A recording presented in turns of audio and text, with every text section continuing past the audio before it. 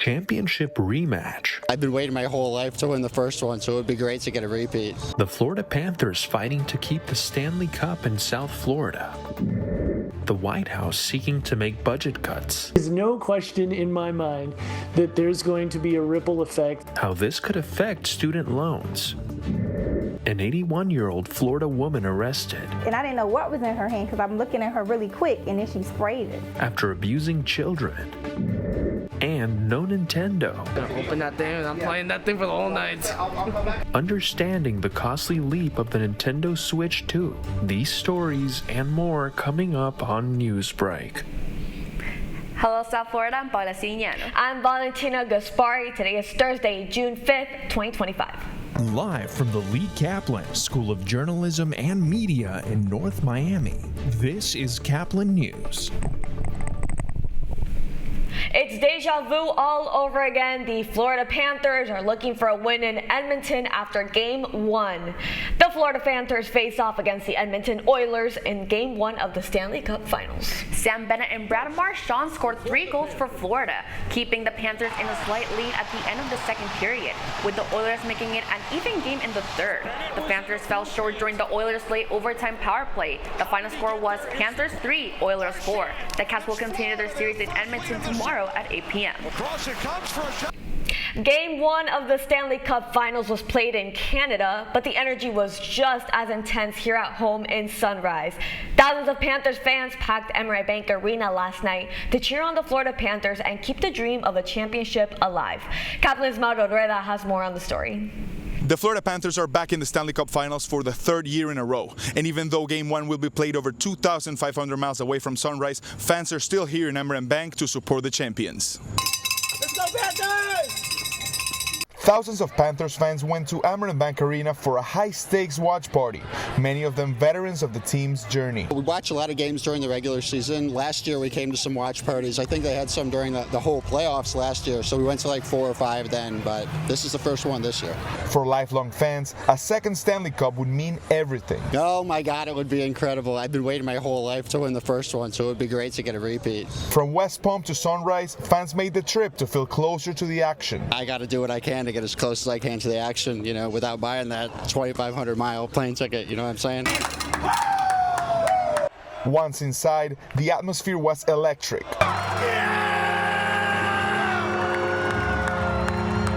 Anytime, the Panthers are winning, it's playoff hockey, there's just excitement in the building. And even after a tough loss, the belief is still intact. I have no doubt our team is just as strong as it was last year or better. The Panthers are uniting fans across generations and cultures. Nobody cared about anything else, but that's the sport, and let's just appreciate each other in what we're watching, and it's a blast. I mean, how can you ask for more than that? People with people.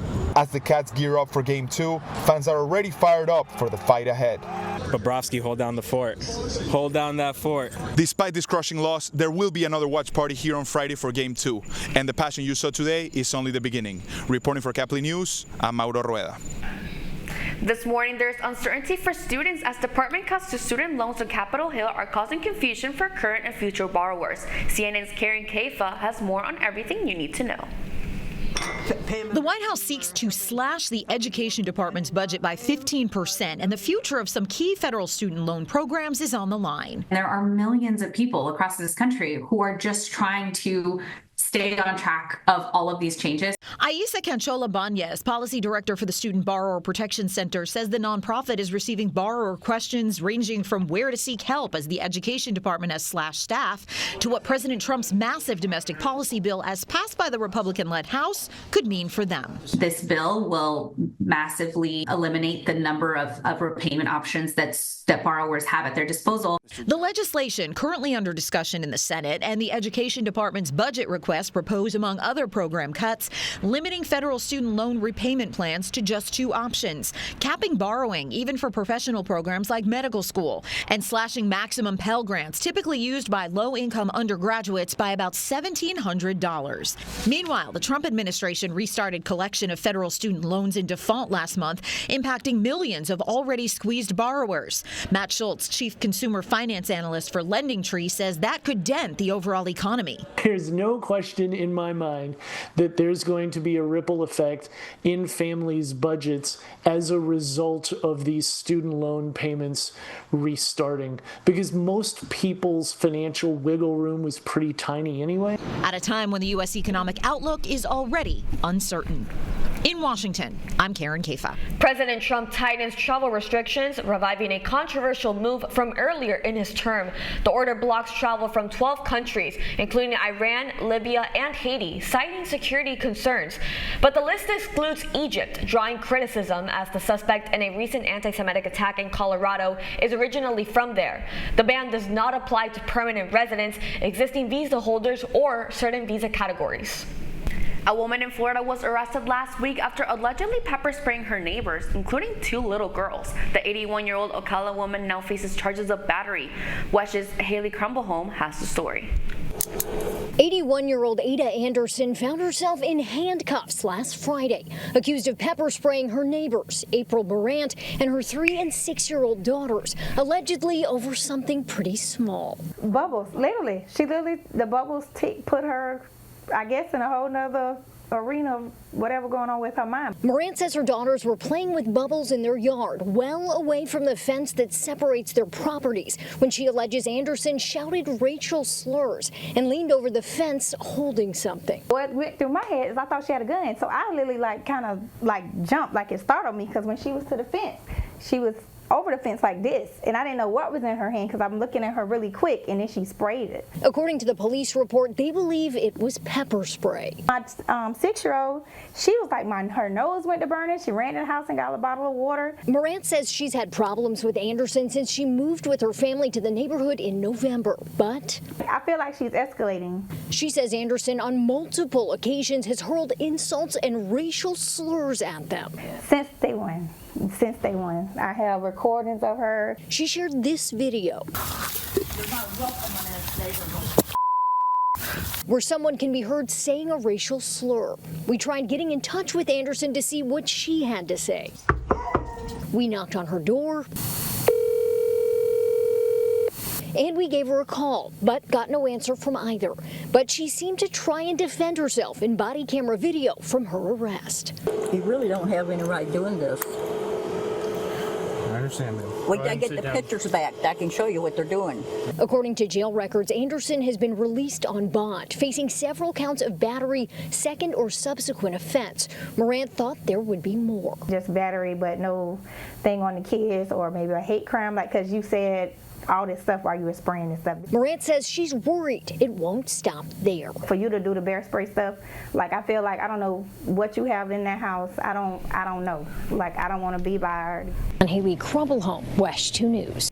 A charred hole is all that remains this morning after a boat fire in Fort Lauderdale. The sailboat went up in flames yesterday near State Road 7 and Southwest 21st Street. No one was on board when it caught fire, and crews were able to put out the flames. Yeah, watch out, it's on right now. The fire truck is here. They're out front. I was sitting in the truck, he backed up, and the whole thing just... Hey, get away from it. Fort Lauderdale Rescue also provided us video of the flames before they were put out. An 11-year-old girl was the one who first called 911 as her father tried to put out the fire using a garden hose.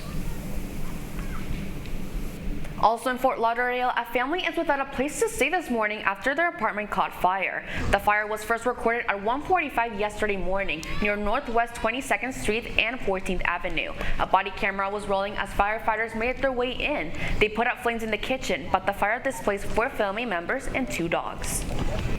The Marlins looking to sweep the Tampa Bay Rays after a tough series with the Colorado Rockies. And that's still ahead, and so is the story. Let's go!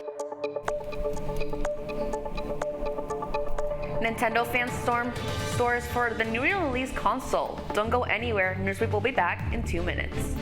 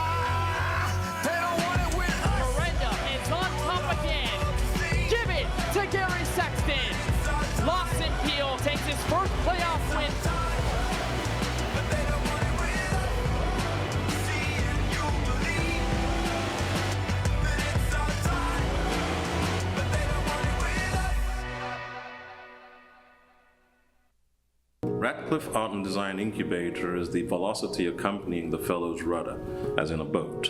Unless there is movement or action, the planned direction is of little consequence. We encourage the creative ideas into action, and from the experience of doing, we critically assess the feedback, adjust, and set out to rediscover the potentialities of an entrepreneurial mindset.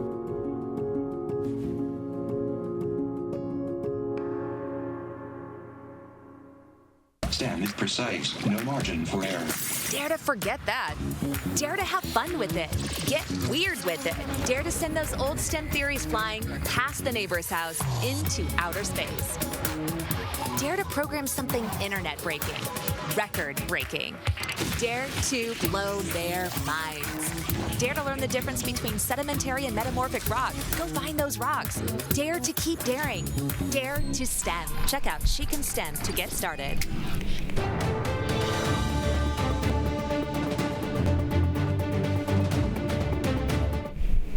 A new release at GameStop has fans packed with excitement.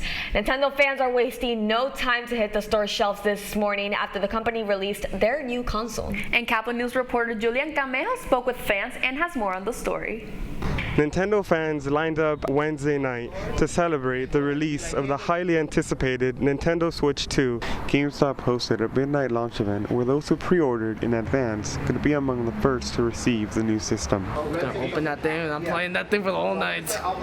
As fans waited, the video game retailer hosted a Mario Kart tournament with a $50 gift card up for grabs and handed out free food and drinks. A monumental moment, like a new console release, also comes with a similar amount of planning necessary. So this has been basically about a 1 month, 2 month endeavor. All staff learned new Nintendo policies and moved entire sections of the store to make way for the new games and accessories also releasing. Today's the last stretch. As midnight struck, customers began being handed their systems one by one. Those towards the front were especially thrilled. Let's go! The line has ended and fans now have what they came for, but the fun is just beginning for them. Reporting from Miami, I'm Julian Camejo for Caplin News. The Miami Marlins lose a third consecutive home game to the Colorado Rockies, even though Heriberto Hernandez recorded his first hit and RBI in the major leagues for the Marlins. The Rockies earned their first series sweep in 2025.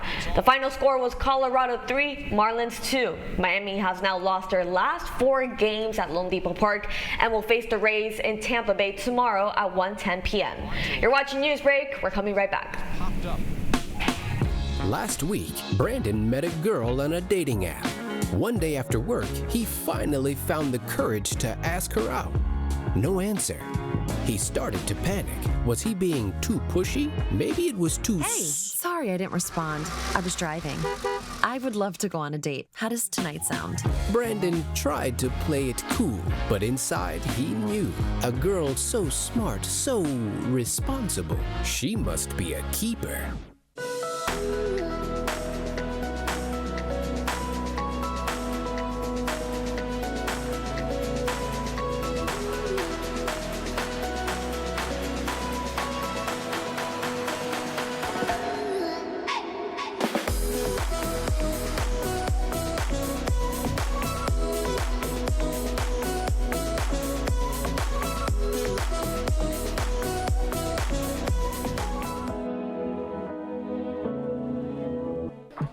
How do you know when you've made the right decision? It's the feeling you get in your gut. The one that tells you what's right or wrong.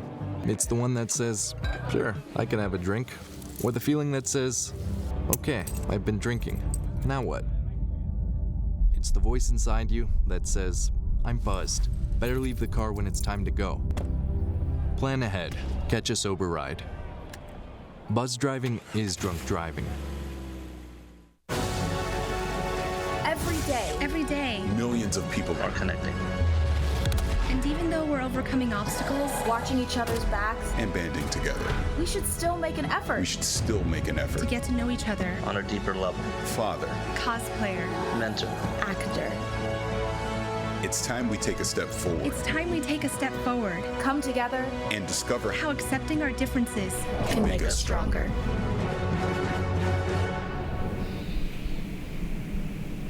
That's all the time we have for Newsbreak. I'm Paula Sirian. I'm Valentina Gaspari. Get more news anytime at caplinnews.fiu.edu.